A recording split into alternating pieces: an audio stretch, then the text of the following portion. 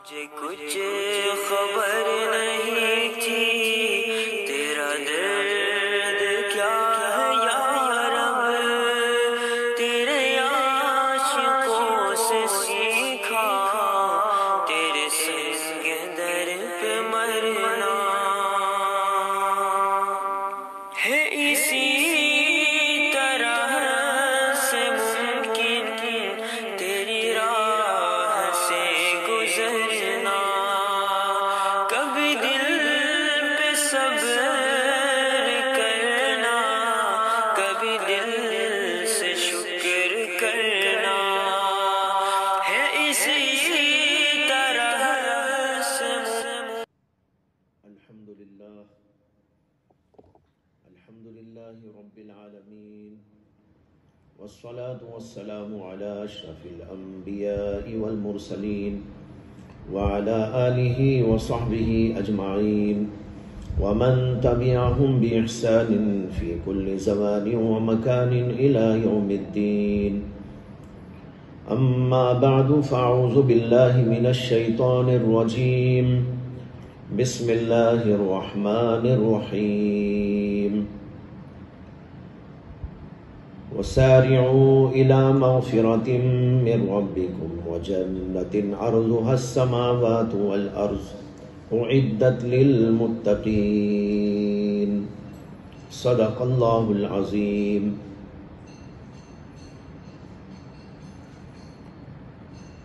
محترم حضرات، بھائیوں، بزرگوں اور دوستوں، میں نے اس وقت آیت کریمہ کی تلاوت کی ہے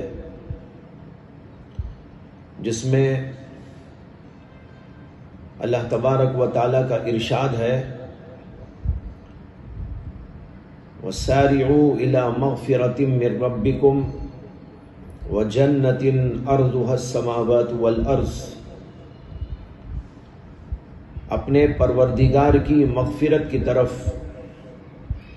جلدی کرو، سبقت کرو، اور اللہ کی اس جنت کی طرف سبقت کرو جس کا عرض زمین و آسمان کے برابر ہے. اعدت للمتقین، وہ جنت جو متقی لوگوں کے لیے تیار کی گئی ہے. اس آیت کریمہ میں اللہ کی طرف، اللہ کی مغفرت کی طرف اور اللہ کی جنت کی طرف جلدی سے جانے اور اس کو حاصل کرنے کا اللہ نے حکم دیا ہے. علماء لکھتے ہیں کہ مغفرت کی طرف جلدی کرنے کا مطلب ہے ایمان کی طرف جلدی کرنا، اعمال صالحہ کی طرف جلدی کرنا، اعمال صالحہ کو بنانے، اخلاص اور للہیت کی طرف دوڑنا، اور اسی طرح تقوی و طہارت حاصل کرنے کی طرف دوڑنا ہے. اس لیے کہ اللہ کی مغفرت کے یہی اسباب ہیں، وسائل ہیں، سامان ہیں. جو آدمی اللہ کی مغفرت حاصل کرنا چاہتا ہے اس کا طریقہ یہی ہے کہ وہ ایمان لائے، اعمال صالحہ کو اختیار کرے، تقوی و طہارت کی زندگی گزارے، گناہوں سے اپنے آپ کو باز رکھنے میں جد و جہد اور محنت کرے. جو آدمی یہ کرے گا وہ گویا اللہ کی مغفرت کی طرف دوڑ لگا رہا ہے، اور جب اسے اللہ کی مغفرت مل جائے گی تو جنت بھی خود بخود مل جائے گی. اس لیے اس آیت میں جو فرمایا وَجَنَّةٍ، یہ مغفرت حاصل کر لینے کا ثمرہ ہے. جو آدمی اللہ کی مغفرت پالے گا تو اللہ اسے جنت میں ضرور داخل کر دے گا. اور جنت کیسی ہے؟ اللہ نے رغبت دلانے کے لیے اور دنیا کے مقابلے میں اس کو پیش کرتے ہوئے ہماری آنکھیں کھولنی چاہیے، اور فرمایا وَجَنَّةٍ عَرْضُهَا السَّمَاوَاتُ وَالْأَرْضُ، وہ جنت جس کا عرض اتنا بڑا ہے جیسے زمین و آسمان. اللہ نے 7 زمینیں بنائی ہیں اور 7 آسمان بنائے. جیسے کہ قرآن کہتا ہے۔ حضرت سیدنا عبداللہ بن عباس رضی اللہ عنہ اسی آیت کریمہ کی تفسیر میں فرماتے ہیں کہ ارضها السماوات والارض کا مطلب یہ ہے کہ جنت اتنی بڑی ہے، اتنی بڑی کہ 7 زمینوں کو بازو بازو پھیلا دیا جائے اور پھر اسی طریقے پر 7 آسمانوں کو بازو بازو پھیلا دیا جائے تو کتنا بڑا ایریا ہوگا۔ ابن عباس کہتے ہیں اللہ نے جنت اتنی بڑی بنائی، اور پھر علماء لکھتے ہیں کہ جب عرض اس کا اتنا بڑا ہے تو طول کتنا لمبا ہوگا، اس کا تو کوئی اندازہ کر ہی نہیں سکتا۔ یہ تو اس کی لمبائی اور چوڑائی کا ذکر ہوا، اور رہی اس کے اندر کی نعمتیں، اس کے اندر کی برکتیں، اس کے اندر کی خوبیاں، اس کے اندر کے کمالات، اس کے اندر کی زیب و زینت کی چیزیں، اس کے اندر جو اللہ نے نیک بندوں کے لیے تیار کر رکھی ہیں، اس کا تو کون اندازہ کر سکتا ہے۔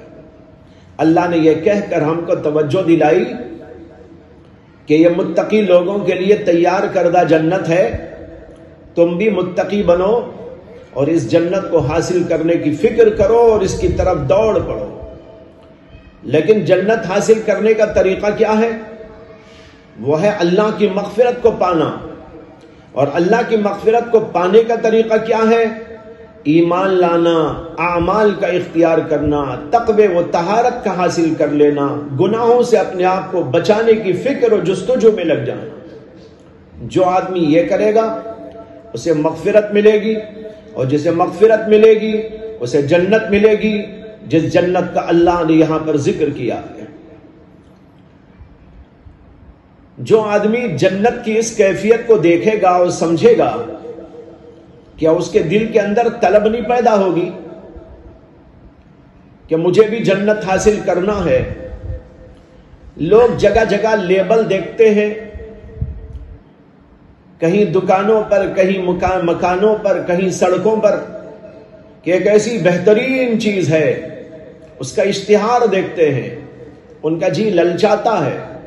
کہیں مکان کا اشتہار لگا ہے کہ فلاں جگہ پر ایک مکان بنایا گیا ہے، یا چند مکانات بنائے گئے ہیں، اور وہ ایسے اور ایسے ہیں، ایسے ایریا میں ہیں اور ایسے مقام پر ہیں، بہت ہی خوبصورت ہیں، اور اس کے اندر ان چیزوں کا انتظام ہے، تو لوگ لپکتے ہیں اور اس کو لینے کی کوشش میں لگ جاتے ہیں۔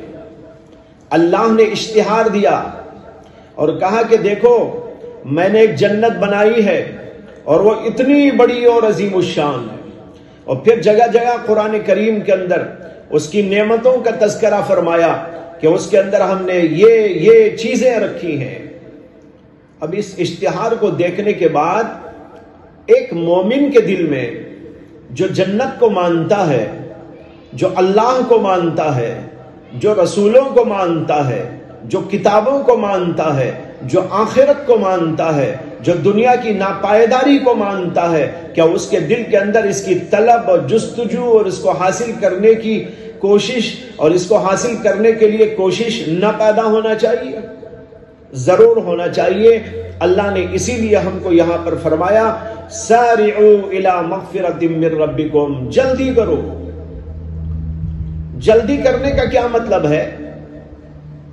قرآن میں ایک اور جگہ پر اسی قسم کی آیت آئی ہے تو وہاں پر سابقو کا لفظ لائے، یہاں پر تو ہے سارعو، اور دوسری جگہ پر اللہ نے فرمایا سابقو الی مغفرۃ من ربکم۔ ایک ہے سبقت اور ایک ہے مسارعت۔ سبقت کا مطلب تو یہ ہوتا ہے کہ دوسروں کو دیکھ کر اس میں ریس کرنا کہ فلاں آدمی مغفرت کو پانے کا سامان بڑا بنا رہا ہے، میں کیوں پیچھے رہوں، میں اس سے آگے بڑھ جاؤں۔ وہ نماز پڑھ رہا ہے، میں اس سے آگے بڑھ جاؤں۔ وہ روزہ رکھ رہا ہے، میں اس سے آگے بڑھ جاؤں۔ یہ صرف فرائض پڑھتا ہے، میں نوافل بھی پڑھنے لگوں۔ یہ ذکر اذکار کر رہا ہے اور اتنی دفعہ میں اس سے زیادہ کرنے لگوں۔ اس کو کہتے ہیں ریس کرنا، سبقت کرنا، مسابقت کرنا۔ مسابقت کا باقاعدہ اللہ نے حکم دیا ہے، وَسَابِقُوا إِلَىٰ مَغْفِرَةٍ مِّن رَبِّكُمْ، دوسروں کو دیکھ کر ان سے آگے بڑھنے کی کوشش کرو۔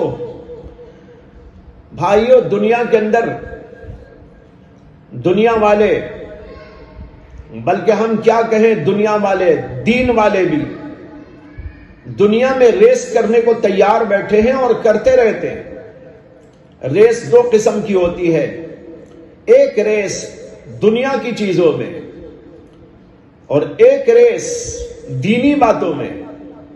آج پوری کے پوری دنیا، کیا مسلمان، کیا کافر، کیا اچھے اور کیا برے، کیا مرد اور کیا عورتیں، کیا جوان اور کیا بوڑھے، سب کے سب پیچھے لگے ہیں تو اس بات کے لیے لگے ہیں کہ ہم دنیا میں ایک دوسرے سے آگے بڑھیں۔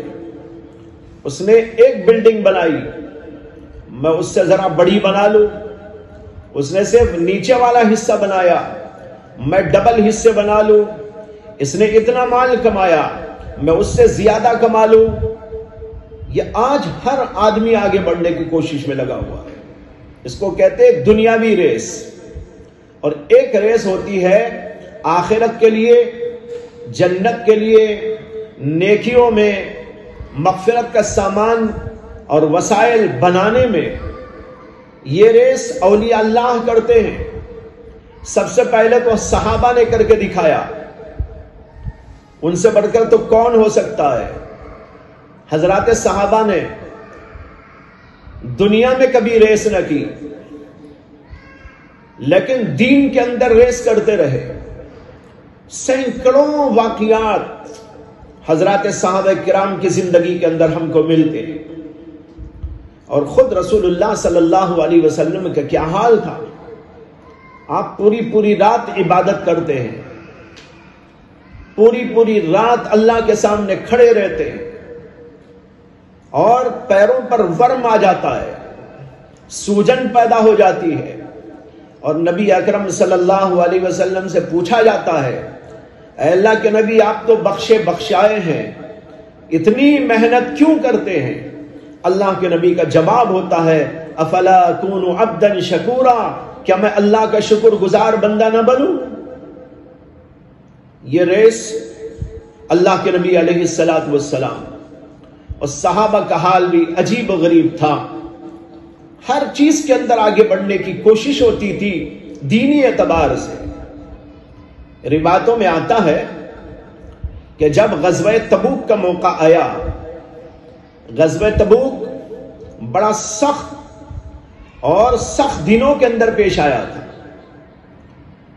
اس لیے کہ یہ وہ دن تھے جن میں سخت گرمی پڑ رہی تھی، گویا کہ آسمان سے شعلے برس رہے تھے، آگ کے شعلے، اور پھر مسلمانوں میں فقر تھا، فاقہ تھا، اسباب نہیں تھے، گھوڑے میسر نہیں تھے، ہتھیار میسر نہیں تھے، اور ایسے زمانے میں غزوہ تبوک کا حکم آتا ہے اور بہت طویل اور طول سفر ہے۔ نبی اکرم صلی اللہ علیہ وسلم حضرات صحابہ میں اعلان کرتے ہیں، اللہ نے جس کو جو دیا ہے وہ لا کر پیش کرے، غزوہ تبوک میں جانا ہے، ہتھیار کم ہیں، اسباب کم ہیں، مسلمانوں میں فقر و فاقہ ہے، جن کو اللہ نے دیا وہ لائیں اور دیں۔ جب اللہ کے نبی علیہ الصلوۃ والسلام اعلان فرماتے ہیں تو اب صحابہ کرام اپنی اپنی حیثیت کے مطابق اللہ کے لیے لا کر مال جمع کرتے ہیں۔ اسی کے اندر یہ واقعہ آتا ہے جو متعدد کتب سیرت میں اور کتب احادیث میں لکھا ہوا ہے کہ حضرت سیدنا عمر بن خطاب رضی اللہ تعالی عنہ، انہوں نے اپنے مال میں سے آدھا مال لا کر رسول اکرم صلی اللہ علیہ وسلم کی خدمت اقدس میں پیش کر دیا، اور دل میں یہ سوچ رہے تھے، خیال کر رہے تھے کہ آج میں اتنا زیادہ مال اللہ کے لیے لایا ہوں، شاید میں سب سے زیادہ آگے ہوں، اور لوگ تھوڑا تھوڑا لا رہے ہیں، لیکن میں نے تو اپنے گھر کا آدھا مال پیش کر دیا ہے۔ دل میں سوچ رہے تھے کہ آج میں شاید سب سے زیادہ آگے بڑھ چکا ہوں۔ اللہ کے نبی علیہ السلام نے مال کو لیا، ایک طرف کو رکھ دیا، حضرت عمر بن خطاب ایک طرف کو بیٹھ گئے۔ کچھ دیر کے بعد حضرت سیدنا ابو بکر صدیق رضی اللہ تعالی عنہ تشریف لائے، حاضر خدمت ہوئے، اور اللہ کے نبی سے عرض کیا کہ یا رسول اللہ، میں بھی کچھ مال لایا ہوں، قبول کر لیجیے۔ نبی اکرم صلی اللہ علیہ وسلم نے اس کو لیا اور ایک طرف کو رکھا، اور پھر اس کے بعد میں حضرت عمر سے پوچھا کہ عمر تم کیا لائے اور گھر میں کیا چھوڑا؟ حضرت عمر نے دل میں یہ سوچتے ہوئے کہ آج میں سب سے زیادہ مال لایا ہوں اللہ کے نبی علیہ السلام کے لیے اور اللہ کے لیے، اس میں کوئی ریاکاری نہیں تھی، اس میں کوئی دکھاوا نہیں تھا، اس میں کوئی فخر نہیں تھا، اس میں کچھ غرور نہ تھا، اس میں کچھ عجب نہ تھا، اس میں کچھ خود پسندی نہ تھی، اس کے اندر کوئی بڑائی کا احساس نہ تھا، بلکہ محض اللہ کے خوش کرنے کے لیے، اللہ کے نبی کو خوش کرنے کے لیے انہوں نے سب کچھ کیا تھا، اور اس لیے خوش ہو رہے تھے کہ ایک نیکی میں اللہ نے ان کو آگے بڑھنے کا موقع دے دیا۔ اس لیے دل میں سوچ کر کہا کہ یا رسول اللہ، آج میرے گھر کے مال میں سے آدھا مال یہاں اللہ کے لیے لا کے دے دیا ہوں اور آدھا مال گھر میں چھوڑ دیا ہے۔ نبی اکرم صلی اللہ علیہ وسلم نے ان کو دعا دی، اس کے بعد ابو بکر کی طرف متوجہ ہوئے اور فرمایا کہ ابو بکر تم کیا لائے اور گھر میں کیا چھوڑ کے آئے؟ حضرت ابو بکر نے اس کے جواب کے اندر فرمایا کہ یا رسول اللہ، جو کچھ گھر میں تھا وہ لا کے پیش کر دیا ہوں، اور گھر میں اللہ اور اللہ کے رسول کا نام چھوڑ کے آئے۔ یہ عجیب و غریب جواب تھا، صدیق کا جواب، عاشقانہ جواب تھا۔ حضرت نبی اکرم صلی اللہ علیہ وسلم نے ان کو بھی دعا دی۔ یہ مسابقت ایک دوسرے کے لیے ایک دوسرے سے آگے بڑھنے کی کوشش تھی۔ ایک طرف حضرت عمر اس بات کے لیے کوشاں ہیں کہ میں جو لا سکوں لا کے دے دوں، اور دوسری طرف حضرت سیدنا ابو بکر صدیق ہیں، وہ کہتے ہیں کہ سب کچھ آپ کے لیے لا کے دے دیا ہوں اور اللہ کے رسول کا نام گھر میں چھوڑ کے آئے۔ اس کو کہتے ہیں مسابقت دین کے اندر، مغفرت کو پانے کے لیے، اللہ کی مغفرت کو حاصل کرنے کے لیے جو کچھ ہو سکتا ہے کرتے رہنا ہے، اور دوسروں کو دیکھ دیکھ کر آگے بڑھنا ہے۔ اور ایک واقعہ یاد آیا، حضرت عمر اور ابو بکر صدیقی کا واقعہ ہے۔ ایک بار حضرت عمر بن خطاب رضی اللہ تعالی عنہ نے حضرت ابو بکر صدیق سے ایک بات عرض کی، ایک گزارش پیش کی۔ آپ سنیں گے تو حیران رہ جائیں گے کہ وہ کیا گزارش تھی۔ لوگ گزارش کرتے ہیں، یہ میرا مکان ہے، اس مکان کے بجائے آپ اپنا مکان مجھ کو دے دیجئے، اس کتاب کی جگہ آپ مجھے کوئی کتاب دے دیجئے، اس موبائل فون کی جگہ آپ مجھے اپنا موبائل فون دے دیجئے۔ ایسی گزارشیں دنیاوی تو دنیا میں لوگ کرتے رہتے ہیں، لیکن ایک عجیب و غریب قسم کی گزارش تھی جو حضرت عمر رضی اللہ عنہ نے حضرت ابو بکر صدیق کے سامنے پیش کی۔ کہنے لگے کہ ابو بکر، میری ایک خواہش ہے، میری ایک آرزو ہے، وہ آرزو یہ ہے کہ میں نے اپنی پوری زندگی میں جتنا بھی کچھ عمل کیا ہے، نمازیں پڑھی ہیں یا روزے رکھے ہیں، ذکر اذکار کیا ہے، اللہ کے نبی کے ساتھ جہاد میں شریک ہوا ہوں، یا اور کوئی عمل میں نے کیا، یہ جتنے اعمال میری پوری زندگی میں نے کیے ہیں، یہ آپ لے لیجئے، اور جو ایک رات آپ نے محمد رسول اللہ صلی اللہ علیہ وسلم کے ساتھ غار ثور میں گزاری ہے، وہ ایک رات مجھ کو دے دیجیے۔ وہ ایک رات کا مقام کوئی نہیں کہہ سکتا کہ کتنا بڑا مقام تھا۔ غار ثور کے اندر حالات بڑے نازک تھے، کفار چاروں طرف سے حملہ کرنے کے لیے تیار تھے، تلاشی لی جا رہی تھی۔ ایسے موقع پر حضرت سیدنا ابو بکر صدیق رضی اللہ تعالیٰ عنہ غار ثور کے اندر رسول اللہ صلی اللہ علیہ وسلم کے ساتھ میں تھے۔ تو حضرت عمر بن خطاب نے یہ گزارش کی، خواہش کی کہ پوری زندگی کے اعمال آپ لے لیجئے، وہ ایک رات کا ثواب مجھ کو دے دیجیے۔ لیکن حضرت ابو بکر صدیق نے فرمایا کہ بھئی اللہ کی تقسیم ہے، اللہ نے مجھ کو دی ہے، میں کیسے تم کو دے سکتا ہوں۔ بہرحال یہ حضرات دین کے لیے، اللہ کی مغفرت حاصل کرنے کے لیے اس طرح ایک دوسرے پر سبقت کیا کرتے تھے۔ آج ہم دنیا میں سبقت کر رہے ہیں، مکان میں سبقت، مال پیسے میں سبقت، روپے اور چاندی میں سبقت، سونے چاندی میں سبقت اور چیزوں کے اندر سبقت، یہ آج دنیا والوں کا وتیرہ اور طریقہ ہے۔ لیکن ہمارے نبی حضرت محمد عربی صلی اللہ علیہ وسلم نے ہم لوگوں کو ایک عجیب نصیحت کی۔ آپ نے فرمایا کہ انظروا الی من هو اسفل منکم ولا تنظروا الی من هو فوقکم فإنه اجدر الا تزدروا نعمت اللہ۔ اس کا مطلب یہ ہے کہ تم اگر دیکھنا چاہو کسی کو تو اپنے سے کمتر لوگوں کو دیکھو، دنیاوی اعتبار سے۔ آج لوگ اپنے سے بڑے کو دیکھتے ہیں، وہ بڑا مالدار ہے، وہ بڑا کروڑ پتی ہے، اس نے اتنی بلڈنگیں بنا لی ہیں، اس لیے اب سبقت اس میں کرنے کی کوشش ہوتی ہے۔ اس نے بلڈنگ بنائی تو مجھے بھی بنانا ہے، اس نے اتنا مال کمایا تو مجھ کو بھی کمانا ہے، اس نے کار لی ہے تو مجھے بھی کار لینی ہے، وہ ایسے کپڑے پہنتا ہے تو مجھے اس سے اچھے پہننے ہیں، اس کے پاس ایسا موبائل ہے تو مجھے پاس اس سے بھی بھاری موبائل ہونا چاہیے۔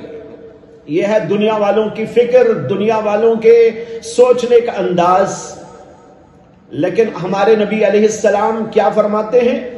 انظروا الی من هو اسفل منکم، جو دنیاوی اعتبار سے تمہارے سے نیچے ہے اس کی طرف تم دیکھو، ولا تنظروا الی من هو فوقکم، اور اس کو نہ دیکھو جو تم سے مال میں، دنیا میں آگے ہے، بڑا ہوا ہے۔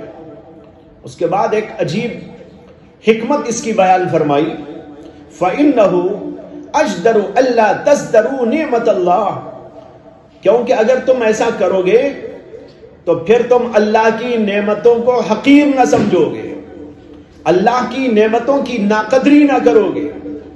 ایک آدمی ایک بڑے مالدار کو دیکھتا ہے، وہ سوچتا ہے کہ میرے پاس اتنا مال نہیں ہے، میرے پاس اتنی جائیداد نہیں ہے، میرے پاس ایسے مکانات نہیں ہیں، میرے پاس ایسی کار نہیں ہے، میرے پاس ایسا بنگلہ نہیں ہے، میرے پاس ایسے کپڑے نہیں ہیں، تو اس کا دل اندر سے کیا کہتا ہے؟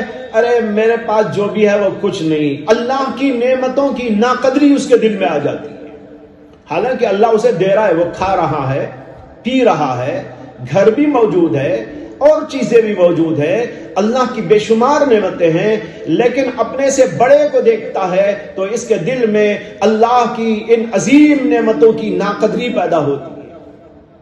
اس کے بجائے اپنے سے کمزور کو دیکھو، اپنے سے زیادہ ضعیف کو دیکھو۔ ایسے لوگ ہمارے سامنے ہیں جو بھیک مانگ رہے ہیں، جن کے پاس مکان رہنے کو نہیں، فٹ پاتھ پہ سو رہے ہیں۔ بہت سے ایسے ہیں جن کے پاس پیٹ بھر کے کھانے کو دستیابی نہیں ہے، ان کے بچے بھیکاری اور وہ بھیکاری۔ ہم ان کو نہیں دیکھتے، جب ان کو دیکھیں گے تو ہمارا دل کہے گا اللہ کا کتنا بڑا شکر ہے کہ اس نے مجھے کیسا کھانا دیا، کیسا پانی دیا، کیسی عظیم نعمتوں سے نوازا، اللہ نے مجھے کتنی عزت عطا کی، اللہ نے مجھے کتنی راحت عطا کی ہے۔ جب ان کو دیکھے گا اللہ کی دی ہوئی نعمتوں کی قدردانی پیدا ہوئی۔ اس کو فرمایا اللہ کے رسول علیہ السلام نے کہ اگر تم اپنے سے کم تر لوگوں کو دیکھو، اپنے سے بڑوں کو نہ دیکھو، تو اس کا نتیجہ یہ ہے فَإِنَّهُ أَجْدَرُ أَلَّا تَزْدَرُوا نِعْمَةَ اللَّهِ کہ تم اللہ کی نعمتوں کی ناقدری نہیں کرو گے، اور اگر اس کا الٹا ہوگا تو ناقدری پیدا ہوگی۔ حضرت امام ترمذی رحمت اللہ علیہ نے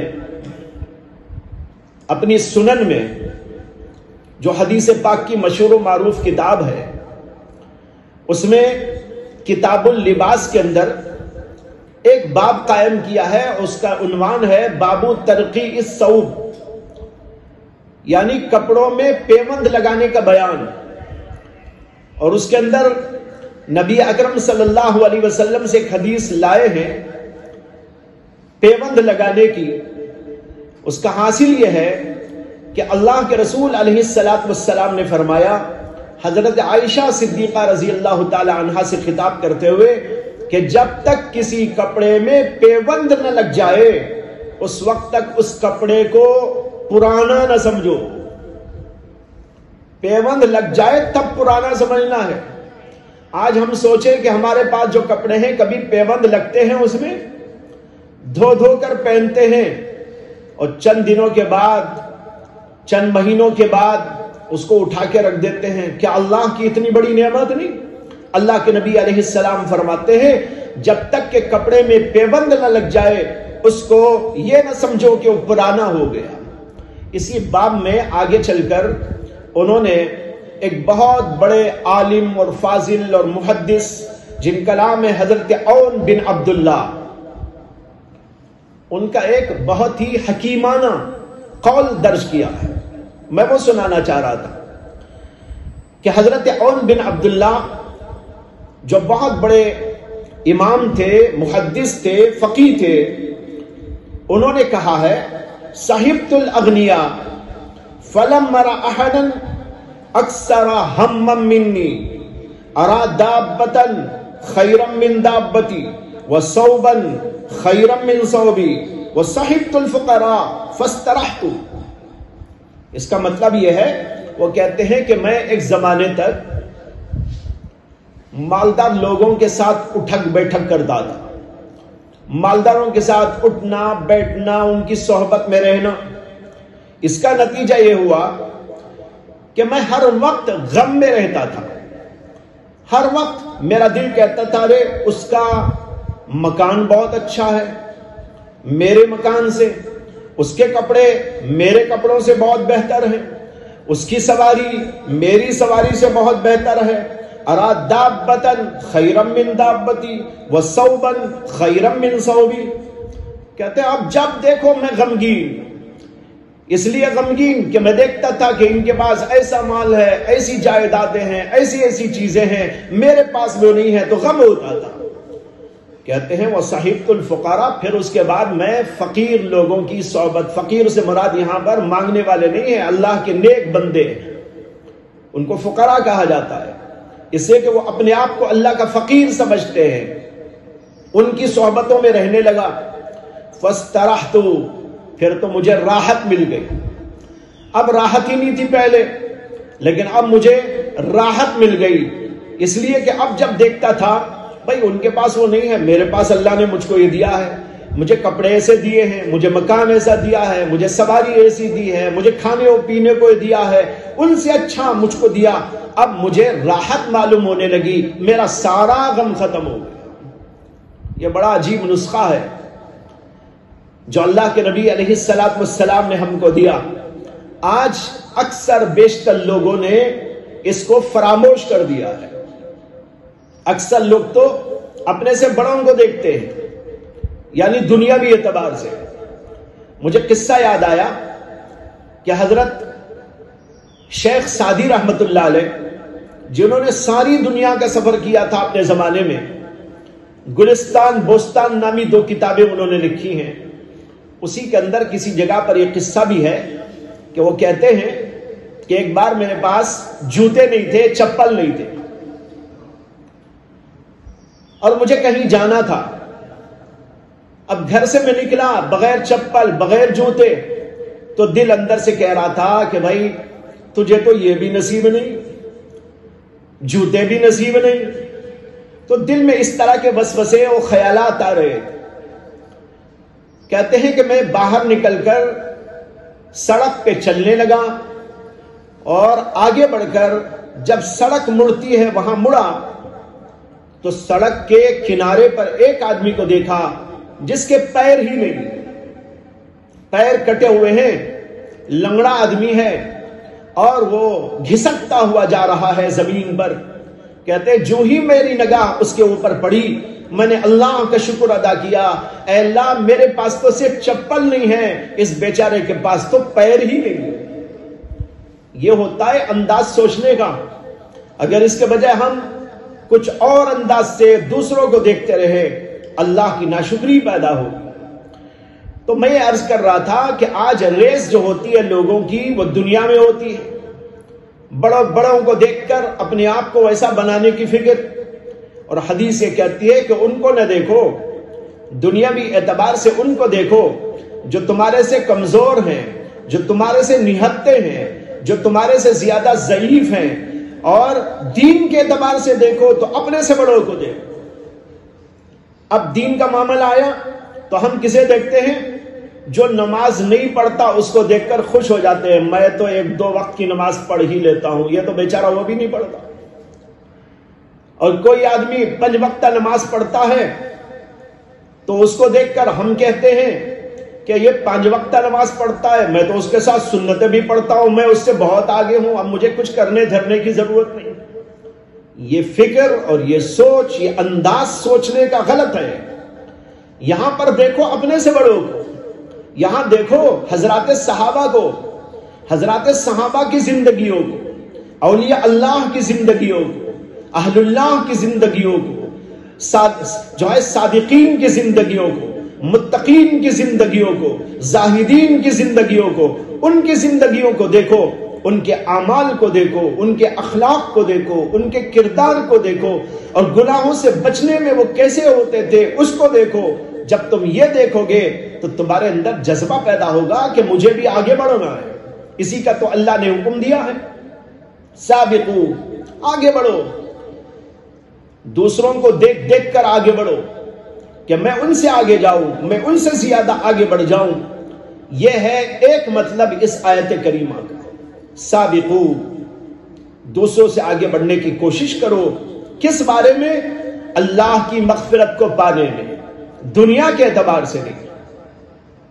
دوسرا مطلب سارعو کا یہ ہے کہ عمل میں جلدی کرو، سستی نہ کرو، غفلت نہ کرو، دیر نہ کرو، دوسرے کو دیکھ کر نہیں، خود اپنے طور پر بھی جتنا جلد سے جلد کام نمٹا سکو دین کا، مغفرت کو حاصل کرنے کا، اللہ کو راضی کرنے کا، جنت کے کمانے کا، اس کے اندر کوئی سستی نہ کرو، غفلت نہ کرو۔ آج بڑی غفلت ہے لوگوں میں، بڑی سستیاں ہیں۔ دنیا میں تو سستی نہیں کرتے، دین کا معاملہ آتا ہے تو سستی ہے۔ نماز میں سستی، ذکر میں سستی، دین کے کاموں میں سستی، تقوی طہارت میں سستی، اور یہاں پر شیطان ایک دھوکے میں ڈال دیتا ہے۔ پہلے تو یہ عرض کروں کہ بہت سارے لوگ یہ شکایت کرتے ہیں کہ ہمیں سستی آتی ہے، سستی کا علاج کیا ہے؟ میرے شیخ و مرشد اور استاذ حضرت مسیح الامت مولانا مسیح اللہ خان صاحب نور اللہ مرقدہ ذکر کیا کرتے تھے کہ ایک صاحب نے حضرت تھانوی سے یہی سوال کیا تھا کہ بہت سستی ہوتی ہے، سستی کیسے دور کروں؟ حضرت نے فرمایا کہ سستی کا علاج چستی، سستی کا علاج یہ ہے کہ چست ہو جاؤ، یعنی اٹھ کے بیٹھ جاؤ، کام کرنے کو نکل پڑو۔ تو جب آپ کام کرنے نکل پڑیں گے، نماز کا وقت آیا، نماز پڑھنے چل پڑیں گے، نماز کے لیے کھڑے ہو جائیں گے، تہجد کا وقت ہوا تو تہجد میں اٹھ کے بیٹھ جائیں گے، وضو کرنے لگیں گے ساری سستی غائب ہو جائے گی اور اس کی جگہ چستی خود بخود پیدا ہو جائے گی۔ اور سب سے بڑی بات یہ ہے کہ سستی کا علاج یوں ہوتا ہے کہ آدمی سب سے پہلے یہ سوچے کہ میں جو کرنے جا رہا ہوں وہ ہے کیا۔ حضرت مولانا عبدالحی صاحب عارفی رحمت اللہ علیہ، جو حضرت تھانوی کے خلفاء میں سے ہیں، انہوں نے فرمایا کہ ہم یہ غور کریں کہ ہم سو رہے ہوں، نیند کا شدید غلبہ ہو، اٹھنے طبیعت بالکل آمادہ نہ ہو، اور زمانہ ہو سردی کا، لحاف میں لپٹے پڑے ہو، اٹھیں تو سردی لگنے کا اندیشہ، نیند کا غلبہ بھی۔ ایسے وقت میں ایک آدمی ہمارے گھر پہ پہنچتا ہے اور کہتا ہے کہ بادشاہ نے آپ کو بلایا ہے اس لیے کہ آج آپ کا انعام دینے کا وقت ہے۔ حضرت فرماتے ہیں کہ اگر کسی آدمی کو بادشاہ کا یہ پیغام ایسے وقت میں ملے کہ سخت سردی ہو، اٹھنے کو جی نہ چاہتا ہو، نیند کا شدید غلبہ ہو، اسے یہ بات پہنچائی جائے تو اس کی نیند باقی رہے گی یا سب کے سب کافر ہو جائے گی؟ اور جو سستی اور غفلت ابھی طاری تھی وہ باقی رہے گی یا سب ختم ہو جائے گی؟ ظاہر بات ہے یہ پیغام سناتے ہی ایک کرنٹ سا اس کے اندر دوڑے گا اور وہ بالکل چست ہو جائے گا، سردی کو ایک طرف اٹھا کے پھینک دے گا۔ سردی کو کیا پھینکے گا؟ لیکن سردی کا جو لباس تھا یعنی لحاف وہ پھینک دے گا، وہ کہے گا سردی وردی کچھ نہیں، ارے آج تو بہت مزے کا دن ہے، آج تو بہت ہی قیمتی دن ہے، آج تو میری کامیابی کا دن ہے، اس لیے اٹھاؤ کہاں کی سردی اور کہاں کی نیند۔ اب ساری نیند غائب اور سردی بھی ختم ہو جائے گی اور وہ چل پڑے گا۔ حضرت نے مثال دے کر سمجھایا سالکین کو، اللہ کے راستے میں چلنے والوں کو، طالبین خدا بندی کو کیا سکھایا؟ انہوں نے کہا کہ اس کے اندر عبرت ہے ایسے لوگوں کو جو سستی میں مبتلا ہو کر ذکر چھوڑ دیتے ہیں، تلاوت چھوڑ دیتے ہیں، تہجد چھوڑ دیتے ہیں اور مختلف بہانے بناتے ہیں۔ ان سے کہو کہ دنیا کا ایک بادشاہ بلائے ایک آدمی کو، وہ ساری کے ساری اس کی نیند غائب ہو جاتی ہے اور کافور ہو جاتی ہے، سردی کا بھی وہ لحاظ نہیں کرتا، اٹھ کے چل پڑتا ہے۔ تو کیا اللہ کا پیغام تم کو نہیں پہنچا کہ اللہ کہتے ہیں میں مغفرت کا فرمانا تم کو دینا چاہتا ہوں، ساریعوا الی مغفرۃ من ربکم۔ اتنی بڑی بات اللہ کی طرف سے آئے اور آدمی کہے کہ مجھے نیند آ رہی ہے، آدمی کہے سردی لگ رہی ہے۔ بھائیو یہ اس لیے ہے کہ اللہ کی اس نعمت کا استحضار نہیں۔ اگر دل میں ہم بٹھا لیں تہجد پڑھنے سے کیا ملے گا، ذکر کرنے سے کیا ملے گا، عبادت کرنے سے کیا ملے گا، اور چیزوں کے انجام دینے سے کیا ملے گا، کیسی بھاری بھاری نعمتیں ملیں گی، جنت ملے گی، جنت کی حوریں ملیں گی، جنت کی نعمتیں ملیں گی، تو کیا اس کے بعد بھی سستی رہے گی؟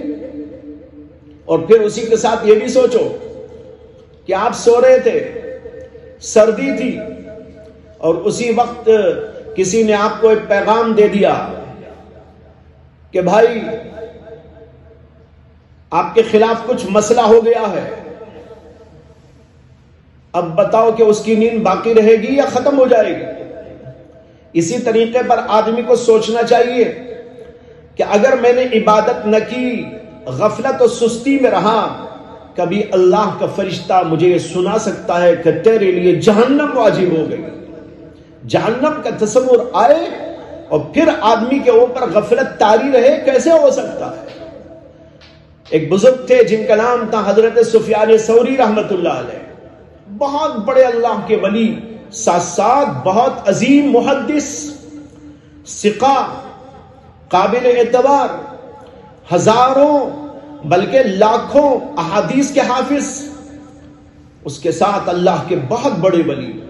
ان کے بارے میں تاریخ میں روایات موجود ہیں کہ پوری رات سوتے نہیں تھے، نیند کا غلبہ ہوتا، نیند لگ جاتی، لیکن کچھ ہی دیر کے بعد اچانک اٹھتے اور کہتے النار النار النار، ارے دوزخ دوزخ دوزخ، یعنی دوزخ کا تصور آتا۔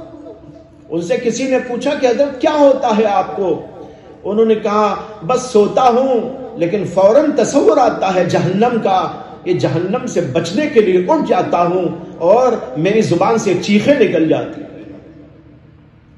تو بھائیوں، سستی یوں دور ہوتی ہے، اس کا اللہ نے حکم دیا ساریوں جلدی کرو، غفلت نہ کرو، دیر نہ کرو، اللہ کی نعمتوں کو، اللہ کی مغفرت کے سامان کو حاصل کرنے کے سلسلے میں، بلکہ جتنا جلدی ہو سکتا ہے کرو۔ یہاں پر شیطان عام طور پر لوگوں کو کچھ چکما دیتا ہے اور ان کو یہ سمجھاتا ہے ابھی تو بہت وقت ہے، کل کر لینا، پرسوں کر لینا، ایک ہفتے کے بعد ٹھیک ہو جائیں گے، ایک مہینے کے بعد میں سارے معاملات کو چکا کر پکا نمازی بن جاؤں گا، سارے گناہ چھوڑ دوں گا اور ایسا کروں گا۔ یہ آج اور کل اور پرسوں اور ترسوں ہوتے ہوتے مہینے ہو جاتے ہیں، یہاں تک کہ سال گزر جاتے ہیں، اور یہاں تک کہ اللہ کا فرشتہ ایک دن آ کے کھڑا ہو جاتا ہے، مجھے روح قبض کرنے کے لیے بھیجا گیا ہے۔ اس لیے جلدی کرنے کا حکم دیا گیا۔ موت کا وقت کب ہے کیا پتا، اس لیے آج اور کل میں اس کو نہ ٹالو، بلکہ جتنا جلدی ہو سکتا ہے اللہ تبارک و تعالیٰ کی مغفرت کو حاصل کرنے کی کوشش کے اندر لگ جاؤ۔ اس کا اللہ نے ہم کو اور آپ کو حکم دیا ہے۔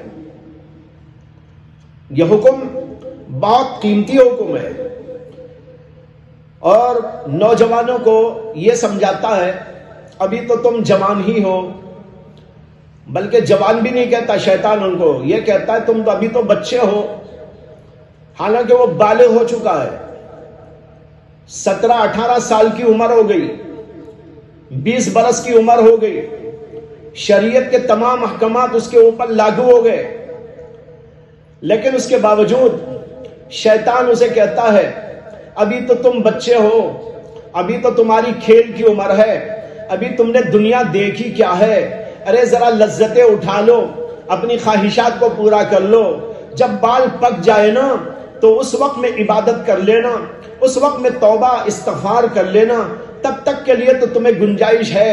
یہ شیطان جوانوں کو پٹی بڑھاتا ہے۔ چنانچہ بہت سارے لوگ، بہت سارے نوجوان شیطان کے اس دام فریب میں آ جاتے ہیں اور آج کل اور پھر جوانی اور اس طرح کے حوالے دے دے کر اپنی جوانی کو گنواتے رہتے ہیں۔ یاد رکھو یہ شیطان کا سخت ترین وسوسہ ہے، بدترین وسوسہ ہے اور انتہائی خطرناک راہ پہ ہم کو اور آپ کو ڈالنے کی وہ کوشش کر رہا ہے۔ اس لیے اس کی بات کو نہیں ماننا ہے، بلکہ جتنا جلد ہو سکے فوراً آگے بڑھنے کی کوشش کر رہا ہے۔ موت کب آئے گی کیا بتا؟ حدیث میں آتا ہے کہ نبی اکرم صلی اللہ علیہ وسلم نے ایک حدیث کے اندر فرمایا کہ بادروا بالاعمال السبع، 7 باتوں کے پیش آنے سے پہلے نیک عمل کرنے میں جلدی کرو۔ اس کے بعد میں فرمایا هل تنتظرون الا فقرا منسیا او غنى مطغیا او مرضا مفسدا او حرما منفدا او موتا مجهزا اب الدجال فشر غائب ينتظر اب الساعة والساعة ادهى وامر۔ یہ حدیث ہے جس کا مطلب یہ ہے کہ اللہ کے نبی صلی اللہ علیہ وسلم کہتے ہیں هل تنتظرون الا فقرا منسیا، ارے تم انتظار نہیں کر رہے ہو مگر ایسے فقر و فاقے کا جو تم کو بھلاٹ میں ڈال دے، تم بھول جاؤ اسے کہ فقر آئے گا، فاقہ آئے گا، تنگیاں آئیں گی، پریشانی آئے گی، دماغ اس کے اندر لگ جائے گا، بہت ساری باتیں انسان بھول جائے گا، تو تمہیں وہاں دین بھی یاد نہیں رہے گا، نماز بھی یاد نہیں رہے گی، صدقہ کرنا یاد نہیں رہے گا۔ اگر آج اللہ نے تم کو مال دیا ہے تو اس کے اندر صدقہ کر لو، اس بات کے انتظار میں نہ رہو کہ بھئی بعد میں دیں گے۔ کیا انتظار کر رہے ہو؟ آج اللہ نے مال دیا تو اب انتظار کس بات کا؟ کیا فقر کا انتظار ہے کہ فقر و فاقے میں تم اللہ کے لیے خیرات کرو گے؟ جب مالداری میں نہیں کر رہے ہو تو فقر و فاقے میں کیا کرو گے؟ اس لیے جلدی سے جلدی اگر مالدار ہیں اللہ کے لیے خرچ کرنا شروع کر ڈالو، کسی انتظار میں نہ بیٹھو۔ انتظار کس بات کا کرتے ہو؟ کیا فقر کا انتظار کرتے ہو؟ اور آگے کہاں؟ اور غنم مطغیہ، یا ایسی مالداری کا انتظار کر رہے ہو جو مالداری تم کو طغیانی میں، وہ سرکشی میں مبتلا کر دے گی۔ اب جتنا بھی ہے اللہ کے لیے دو، اب مزید انتظار نہ کرو اور اللہ دے گا تو دوں گا، اور اللہ دے گا تو دوں گا۔ آج اگر تمہیں 1 لاکھ روپے اللہ نے دیے ہیں، 1 لاکھ نہ خرچ کرو، اس کا انتظار کیوں ہے کہ مجھے 10 لاکھ ملیں گے تو خرچ کروں گا؟ اگر وہ 10 لاکھ مل گئے اور وہ 10 لاکھ پر تمہارے اندر سرکشی پیدا ہوگی تو کیا ہوگا؟ چنانچہ عام طور پر ہوتا ہے لوگ معمولی درجے کے رہتے ہیں، پھر اس کے بعد مالداری میں اضافہ ہوتا ہے تو سرکشی میں اضافہ ہو جاتا ہے۔ اب وہ بڑے سرکش بن جاتے ہیں، فحش میں، بے حیائی میں، گندگیوں میں، ناپاکیوں میں، شہوات میں، لذات میں، پتہ نہیں کیسی کیسی گناہوں کی باتوں میں اپنے آپ کو لگا لیتے ہیں، مال دولت کی بنیاد پر۔ اسی اللہ کے نبی نے کہا کیا انتظار ہے؟ کیا فقر کا انتظار ہے یا مالداری کا انتظار ہے جو مالداری تم کو طغیانی و سرکشی میں مبتلا کر ڈالے گی؟ اور فرمایا او مرضم مفسدہ، اب تو تم صحت مند ہو، اب کس بات کا انتظار ہے؟ صحت میں نماز نہیں پڑھتے، تندرستی میں ذکر نہیں کرتے، اللہ نے صحت عطا کی اور اس کے اندر نیکی نہیں کرتے، تو اب انتظار کس بات کا ہے؟ کیا اس بات کا انتظار ہے کہ تم مریض ہو جاؤ اور وہ مرض تم کو جو ہے پریشانی میں ڈالنے والا اور تمہارے اعضاء کو کھوکھلا کر دینے والا، اور مرض مفسدہ، فساد پیدا کر دینے والا۔ فساد سے مراد ہے تمہارے اعضاء کے اندر ڈھیلا پن آ جائے۔ کیا ایسے مرض کے انتظار میں ہو؟ ظاہر بات ہے جو آدمی صحت مندی کے اندر اللہ کی عبادت نہیں کرتا، چوری کرتا ہے اور اس کے اندر غفلت برتتا ہے، آگے نہیں بڑھتا، تو وہ مرض کے اندر کیا عبادت کرے؟ اللہ نے صحت دی ہے تو صحت کے اندر عبادت کر لو، اب مزید انتظار نہ کرو، جلدی کرو جلدی کرو جلدی کرو۔ اس کے بعد میں فرمایا او موتن مجھیزہ، یا اس بات کا انتظار کر رہے ہو کہ موت آ جائے اچانک، مجھیزن مانے اچانک موت آ جائے۔ موت تو اچانک ہی آتی ہے، کیا خبر کب کس وقت آئے گی؟ بیٹھا ہوا ہے چلا گیا، سو رہا تھا چلا گیا، اللہ جب بلائے چلا جائے گا، تو اب کس بات کا انتظار ہے؟ کیا موت کا انتظار کہ موت آنے پر کریں گے؟ جب اللہ نے تم کو زندگی دی ہے تو زندگی کے ان لمحات کو اللہ کی عبادت کے لیے، نیکیوں کے حاصل کرنے کے لیے، مغفرت کا پروانہ پانے کے لیے لگا دینا چاہیے۔ اس کو فرمایا کیا موت کا انتظار ہے جو موت تمہیں اچانک آ کے لے لے گی؟ اسے کہ موت اچانک آتی ہے، پتہ نہیں چلتا انسان کو۔ اگر ہم خالی خولی بیٹھے رہیں، عبادت نہ کریں، ریاضت نہ کریں، مجاہدہ نہ کریں، گناہوں سے نہ بچیں، موت آئے گی، کیا ہوگا؟ اس لیے موت کا ہر وقت استحضار رہنا چاہیے، ہر وقت تصور رہنا چاہیے کہ پتہ نہیں کب موت آ جائے اور کب کیا ہو جائے۔ اس کے لیے ہمیشہ انسان کو تیار رہنے کی ضرورت ہے۔ کہتے ہیں کہ حضرت امام یحییٰ بن معین رحمت اللہ علیہ جو عظیم الشان محدث تھے، وہ ایک بار ایک اور محدث کی خدمت میں پہنچے جن کا نام تھا حضرت محمد ابن الفضل۔ ان سے وہ ایک حدیث حاصل کرنا چاہتے تھے، ایک حدیث سننا چاہتے تھے، اس لیے کہ ان کو وہ روایت ملی نہیں تھی اور ان کے پاس وہ روایت موجود تھی۔ تو ان کی خدمت میں گئے اور ان سے جا کر کہا کہ حضرت وہ جو حدیث آپ بیان فرماتے ہیں میرے پاس وہ حدیث نہیں ہے، میں آپ سے وہ سننا چاہتا ہوں، لہذا مجھے آپ وہ حدیث سنا دیجیے۔ انہوں نے کہا بہت اچھا، سنیے۔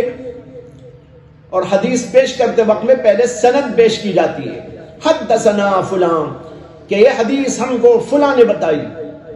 تو محمد بن فضل نے حدیث کی سند بیان کرنی شروع کی۔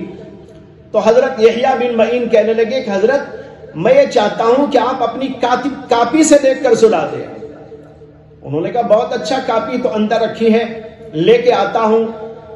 یہ کہہ کر وہ اٹھے اور اپنے کمرے میں اندر جانا چاہا تو اتنے میں حضرت یحییٰ بن معین نے ان کی چادر پکڑ کر کھینچ لی اور کہا کہ حضرت گستاخی معاف ہو، پہلے آپ زبانی سنا دیجئے، اس کے بعد میں اگر موقع ملے تو کاپی سے لا کے سنا دیجئے، اسے کہ کیا خبر کہ آپ اندر جا کر باہر آنے تک میں زندہ بھی رہوں گا کہ نہیں رہوں۔ یہ ہوتا ہے تصور موت کا، اسے ہر وقت سوچا کرو، ہر وقت دھیان میں لایا کرو کہ موت آ سکتی ہے، اس لیے مجھے غفلت نہیں کرنا ہے، دیر نہیں کرنا ہے، سستی نہیں کرنا ہے، اور ہر کام کو اپنے اپنے طور پر، اپنی اپنی جگہ پر صحیح طور پر انجام دینے کی کوشش کرنا ہے۔ تو فرمایا کہ او موتن مجھیزہ، کیا موت کا انتظار کر رہے ہو؟ اور آگے فرمایا ابھی دجال، یا دجال کے انتظار میں بیٹھے ہو؟ وہ دجال جو ابھی نہیں ہے لیکن بدترین قسم کی چیز ہے، جب آئے گا تو دنیا کا حال تو بڑا خراب ہوگا۔ کیا دجال کے آنے کے بعد کوئی عبادت کرے گا؟ وہ تو اور خطرات کا زمانہ ہوگا، اسی لیے آج ہی کر لو۔ اور فرمایا ابھی الساعۃ والساعۃ ادھا وامر، یا قیامت کے انتظار میں بیٹھے ہو کہ قیامت آئے گی تو کریں گے، قیامت آئے گی تو دہشتوں وحشتوں کو لے کر آئے گی، وہاں پر کوئی کام نہیں کر پائے گا، اس لیے اس سے پہلے تم کو نیکی میں آگے بڑھنے کی کوشش کرتے رہنا چاہیے۔ یہ تفسیر ہے حدیث پاک کی، اور اس سے پہلے جو آیت پڑھی تھی اس کی روشنی میں کچھ باتیں عرض کی گئی، لیکن ابھی ایک بات رہ گئی کہ ہم نیکیوں میں اور عبادات میں اور مغفرت کا پروانہ پانے کے لیے کس کس طریقے پر اور کن کن چیزوں کے اندر سبقت کریں اور اس کے اندر جلدی کریں، یہ ایک ٹاپک ہے جس کو میں انشاءاللہ اگلے ہفتے عرض کروں گا۔ وآخر دعوانا ان الحمدللہ رب العالمین۔